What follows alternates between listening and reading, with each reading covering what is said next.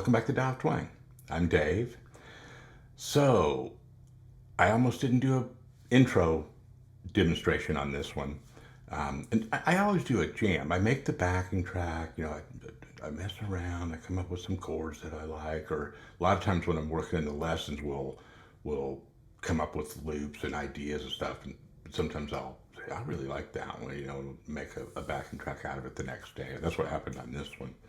A friend named Rick, who's also a student, was in on it. So hopefully you're watching. Because this was a good one, I thought. So I almost didn't do a demo and just jumped right in on it. But I always spend time just kind of vegging out on it. I jam over it, right? And when I'm doing that, I sort of narrate. I come up with sort of what the topics are going to be. I could talk about that, that, And sometimes when I'm doing that, going through that process that I just described, I have to remind myself,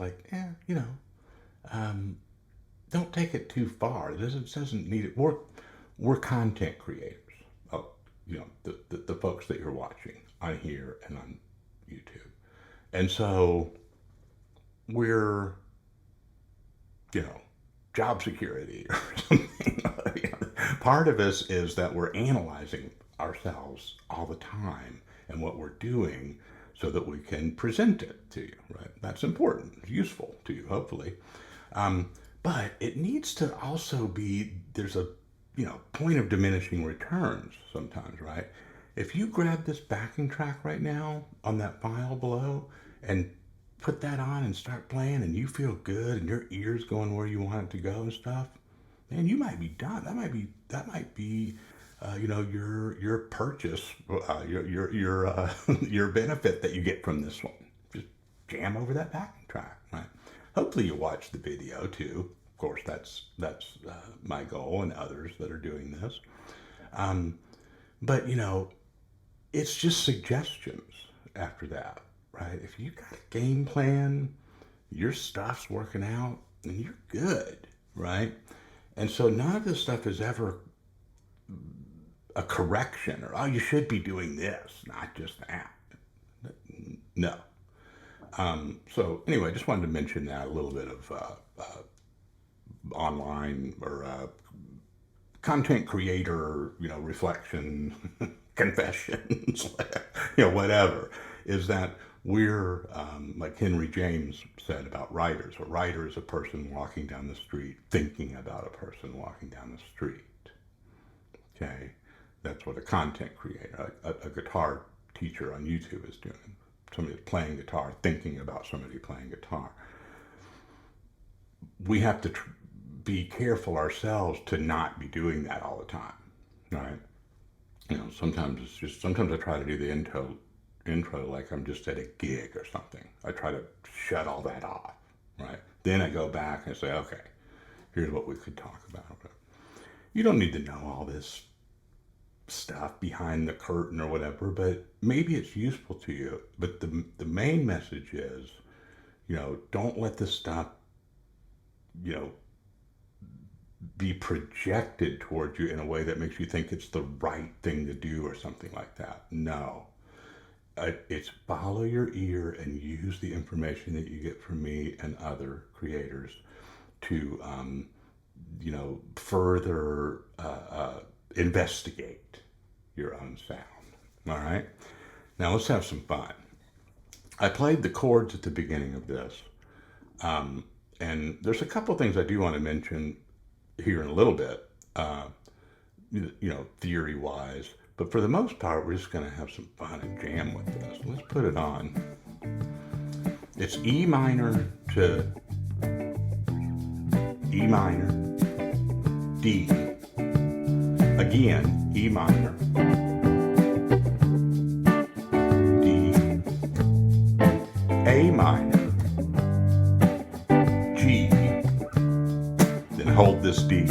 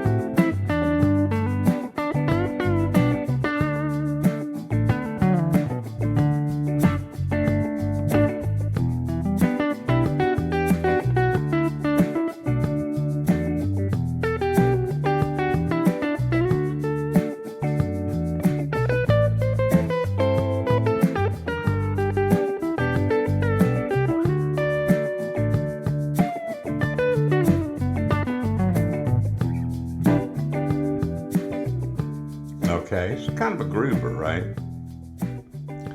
Kind of what we're into on here lately, right? Get that turned off. So now, and ask yourself, well, what did you just hear and see, right? It's going to be both things if you're using your site. Those of you that aren't out there, and I'm aware of a couple of people now, it's really cool. And you know, I think about that when I'm making stuff now, right? Like, you know, it's all going to be about the sound, you know. So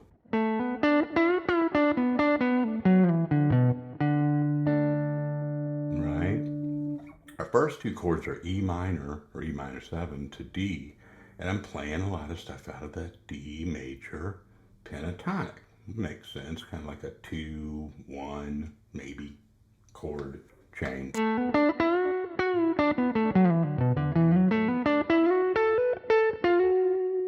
Okay, and one thing about major pentatonic, and write this down, if you don't have this right in your immediate recall, the notes out of the major scale that make up major pentatonic are 1, 2, 3, 5, 6.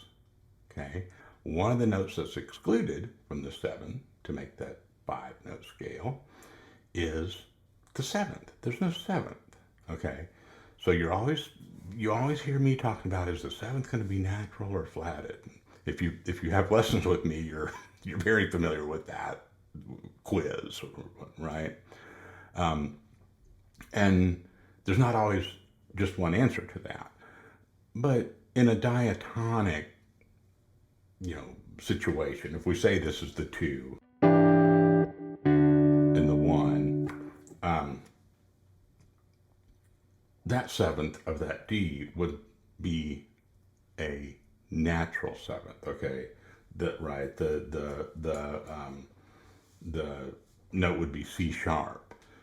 But when you use, there's a little magic about that major pentatonic scale. It doesn't have a 7th at all. So there's no issue of whether it's natural or flatted, right? And it works brilliantly on something like this.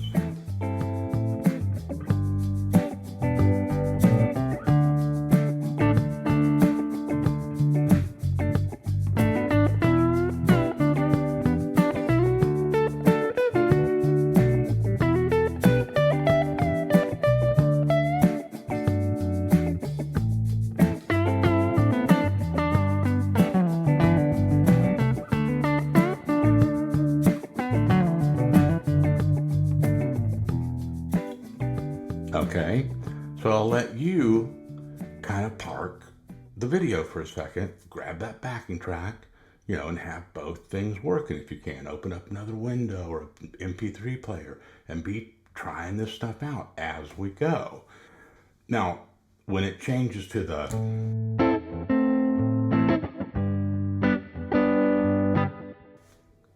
you could assess that, you know, from the original key, maybe this is D, then it would get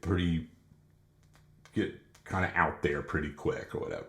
No need to do that. In this case, you're making a bit of a sort of a diatonic shift.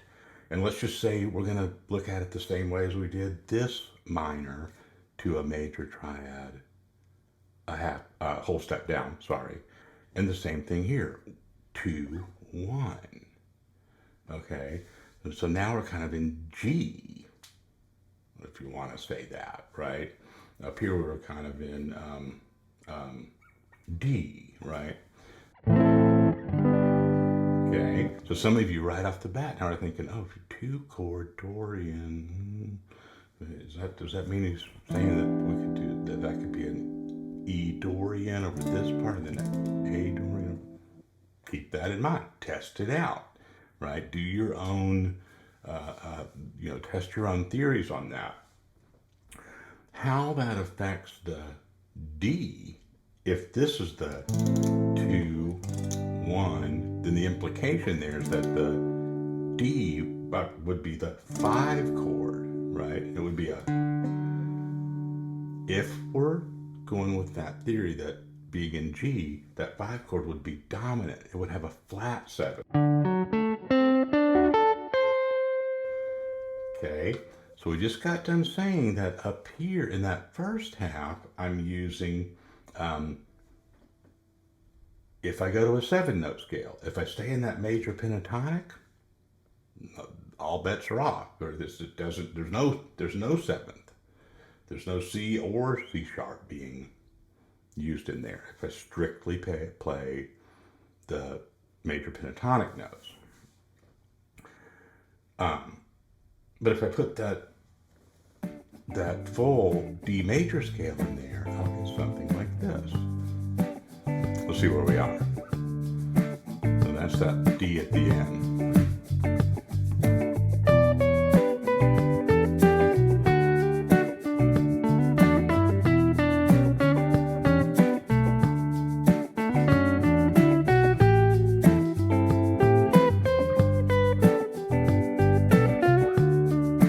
Now, see what happened? The first half I'm playing a C sharp.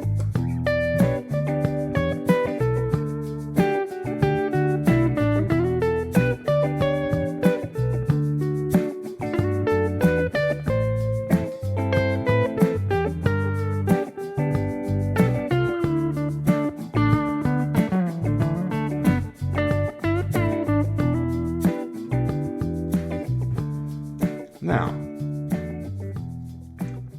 nothing, too fancy about that. And you might say, well, wait a second, that sounded weird when you played that C sharp. You could try it out. You could kind of impose. That's the thing called the way it rubs. Everything's not always just a diatonic fit, right? In this case, I'm investing in that note being altered or being changed. It's not really an alteration. Switching from the C sharp to the C natural between those two sets of chords, because it creates a whole other sort of synergy around the difference there, sort of like an Eyes of the World deal, if you're familiar with that Grateful Dead song. So, gonna leave it at that with the theory discussion here. But, what happens is you get a lot of bite. And it really feels like you're digging in when you go to that C natural, once you switch to the A minor to G part.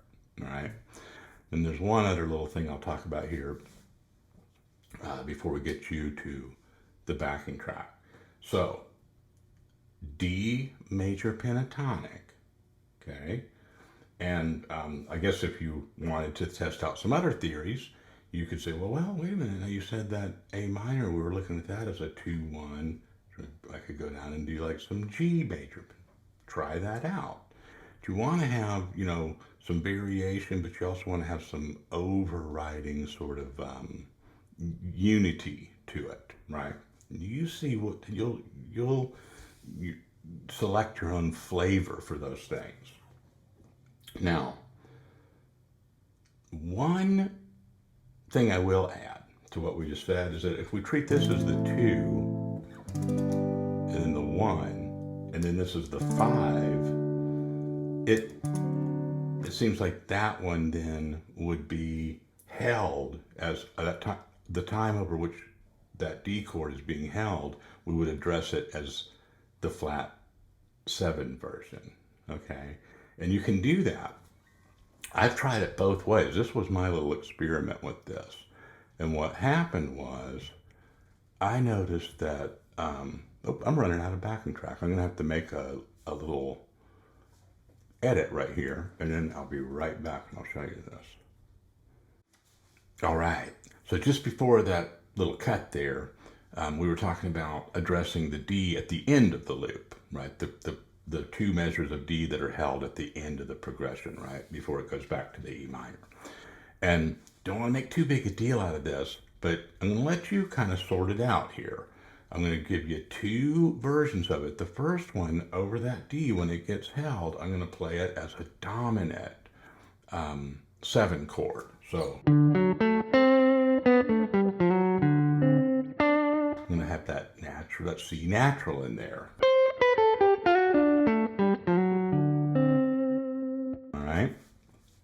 Then I'm going to switch it over to where I'm using a major 7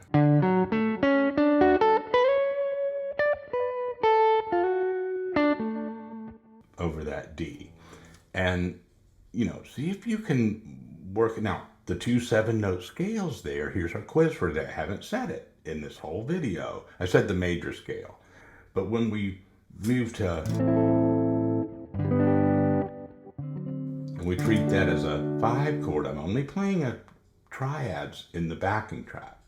But when we're soloing, we can choose the quality of the 7th, right? So what's the scale that we would be using, alternating with the D major scale? And those are the two examples of the two scales. So what's the missing one that I'm not saying, the one that we're playing over the... All right. Now we'll test out this D business and I'll get you to your practice.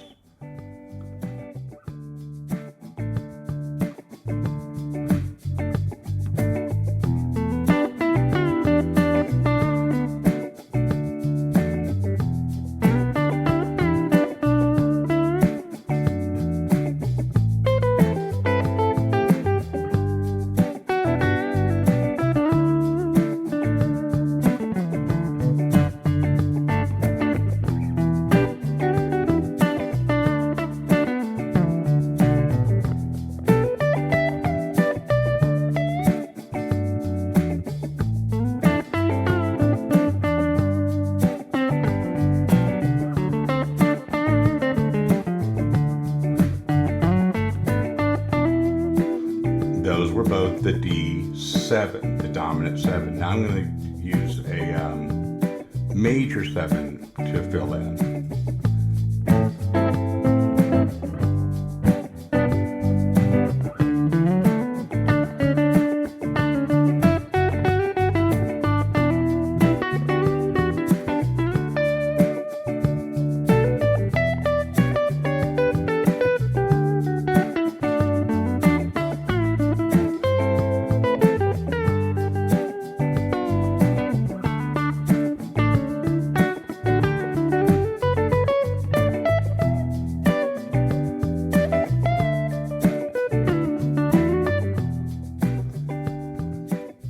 See how in those examples, it sounded like it was tied into the little system that we're using over those two chords, right?